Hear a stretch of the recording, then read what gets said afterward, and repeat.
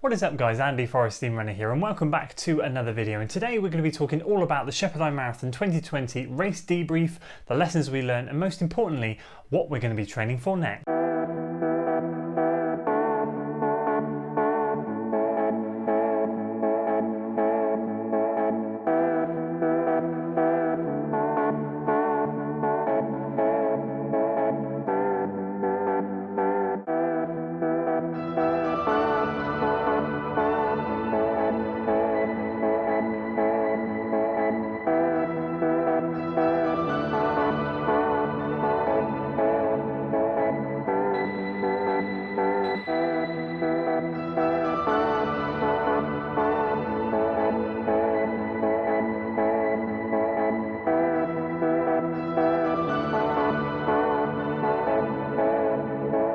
So 3 days have passed now since the SHEPPERDINE Marathon 2021. Lots of processing time, lots of time for me to think about the race itself, kind of feedback to you guys, what went wrong, how I dealt with it, some lessons that we learned, but then of course sitting down and talking to you about the next training series, what we're going to be training for next, how the rest of the year or the next block is going to be looking. It's all exciting stuff that I want to share with you guys and give you a bit of preparation as to what is coming up on this channel in the near future. If you're excited for today's video guys, make sure you give it a like, share it with your friends, subscribe to the channel for weekly running content, but we'll start with the race itself.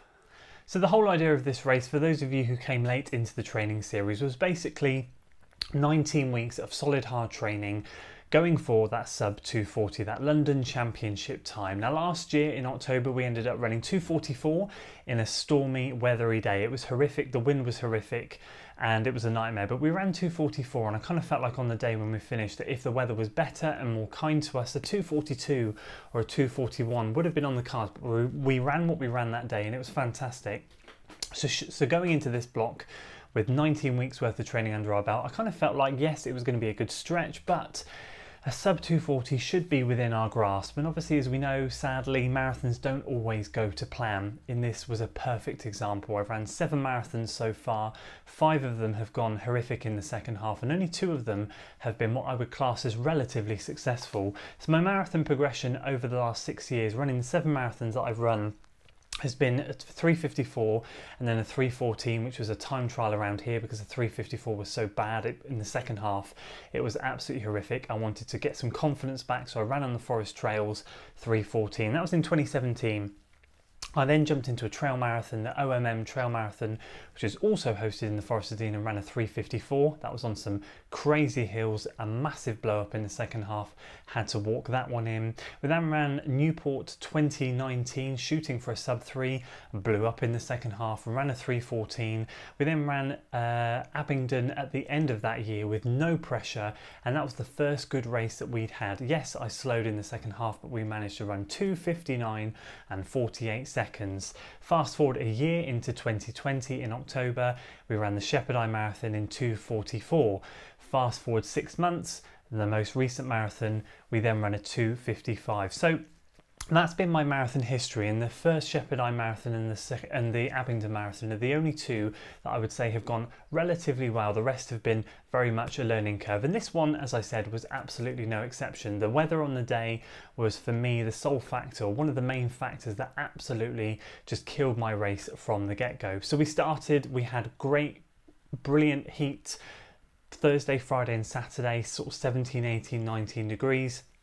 But Sunday was meant to be a lot cooler, 13 degrees. When we started, it was only meant to be 6, 7, 8 degrees, like literally ideal temperatures. However, within the first mile, it became very apparent that it was a lot hotter than that. We were on very open country lanes and we were kind of like fried eggs being cooked on the road. It felt very, and you have to bear in mind here in the UK, for those of you international viewers, we train through the very cold winter and then bam, we're hit with it like a week of hot weather. There's no time to acclimatise, and it just, for me, it takes my body by shock. So I knew at mile 6 when we got going, the plan was to warm into the race, start at 6:24 per mile and work our way down.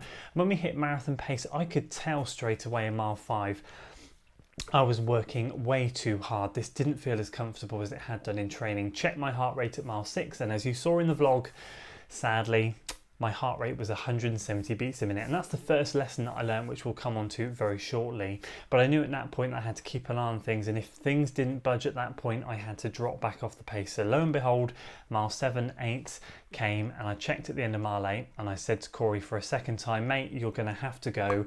I need to back off. My heart rate flashed up at 172, and I was like, this is game over. It's game over already. So I need to back off, and I just need to run my own race, except that today is not my day, and just finish the marathon. I don't want an extraordinary blow up like I've had in the past. I want to get through this race as limitly unscathed as possible.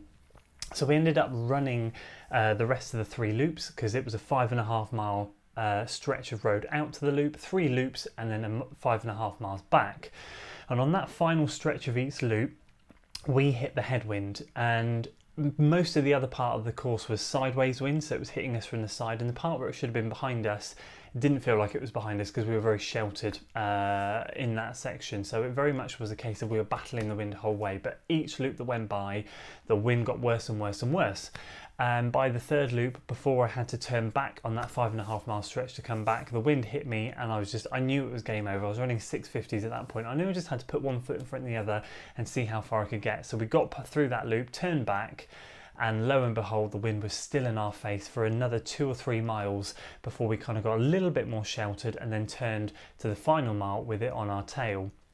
Now, for me, that whole journey from mile 16-ish, when we were sort of halfway around that 3rd loop, right the way through to mile 24, was possibly one of the toughest mental battles I've ever had in a race. I feel like I won the mental battle because I didn't give up, but I really, really wanted to. And again, that just comes down to, I kind of feel like a bit of experience, having been there before. We'll talk about this shortly. But for me, that's where the race really just unfolded. And it became a battle around mile 2021 to just think to myself, you just got to go sub 3 now. That's just become the goal. I set myself 3 goals in the beginning. PB, sub 240 was the A goal, PB, sub 244 was the second goal, and C, finish. But I thought to myself, no, come on, we can do better than finish. We can get that sub 3 if we just keep putting one foot in front of the other.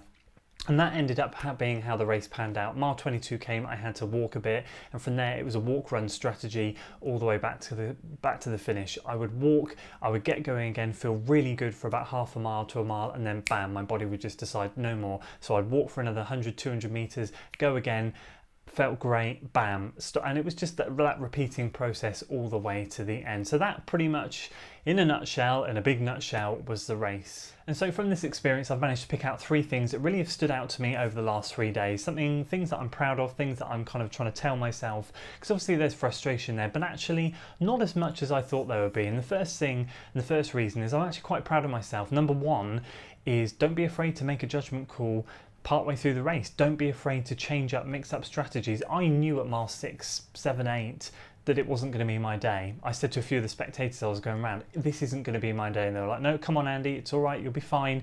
I'm like, no, I know it. Trust me, I know it. And I'm not trying to be negative. It's just the way it is. I had to look at it from a very black and white perspective. I had to take all emotions out of it, not think that I trained for 19 weeks, just go take the situation as it is on that day.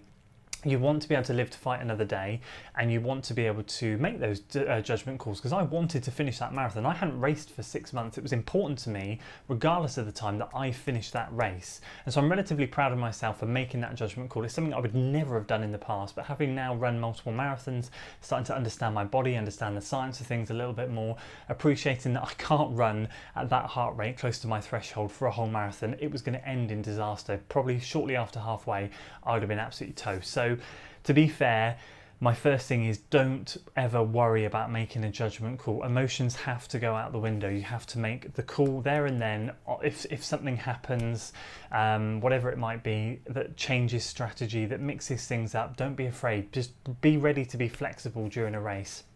And the second thing, straight off the back of that, is to not really get too disheartened by it. At the end of the day, I've put in 19 weeks of solid training without injury, without missing a session, and with everything going pretty darn well. That is the best training block I have ever done. And that one race will not make or break that training block. Those 19 weeks are banked in my body. And if I'm sensible now and progress back into things well, I'm going to be absolutely feeling on top of the world during summer training, which we'll come on to very shortly. So again, number 2, don't let one race define your training block. And the third thing that I've learned is that I don't want to start chasing this time straight away. There were a few comments of people saying, and I totally appreciate this, I've felt this in the past, saying, oh, it'd be great if you could kind of try again in 3 or 4 weeks time.